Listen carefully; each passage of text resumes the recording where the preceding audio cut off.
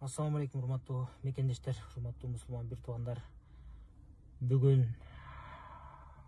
Кыргызстандагы өлкөбүздөгү эң күчтүү аалымдарыбыздын бири устазыбыз Чубак ажыдан айрылдык. Аллахым жаткан жерин жайлуу кылсын. Бүгүн жаназасы Жалал Абадтын Базар коргонунда Баймундус деген өзүнүн туулуп өскөн айылында коюлат. Саат 4-төн 6-га чейин аралыкта жаназасы болот. Аллах таалам устазыбыздан ыраазы болсун.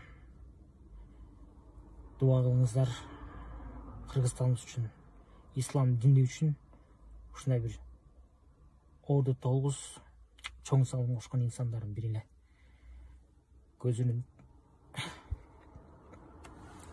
Көзүнүн тирүүсүндө көптөгөн Кыргызстаныбыздын күчтүү инсандар баалай албадык.